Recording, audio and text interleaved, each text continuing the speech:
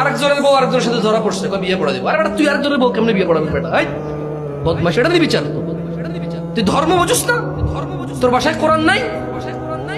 আরেক বেটা বিদেশ আছে, ওই বেটার বউ ধরা পড়ছে একজন লোকে, বিয়ে পড়া দে মাথা কামাই দে। এটা নিয়ে বিচার তোর? হ্যাঁ, তোর ঘরে ডাকাতি করলে তুই কি বিয়ে পড়া দিবি, মাথা কামাই দিবি রে? আরেকজনের বউ বিয়ে দিয়ে দে। কত বর্বর সমাজ। একটা মানুষ নেই প্রতিবাদ করে, এটা আবার ভিডিও করে ইন্টারনেটে ছাড়ে, আবার বলে যে একবার ঠিক বিচার হয়েছে নাকি বিয়ে পড়াই দেবো। আরে বেটা, হেতে যা করার জন্য, এই জায়গায় জেনা করার জন্য উঠছো, তুই বিয়ে করা দিলে তো তার আকাঙ্ক্ষা আরো পূরণই করলি তুই। আর তুই আরেক বেটার বউ বিকে কেমনি বিয়ে দিবি রে?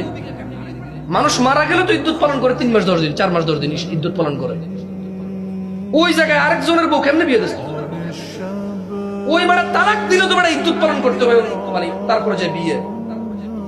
আজকে ধরা পড়ছে, আজকে বিয়ে পড়াই দিচ্ছে। তো নিকৃষ্ট হয় নাকি সমাজ? একটা দেশের মানুষ এত আবর্জনা কিভাবে, এত আবর্জনা কিভাবে?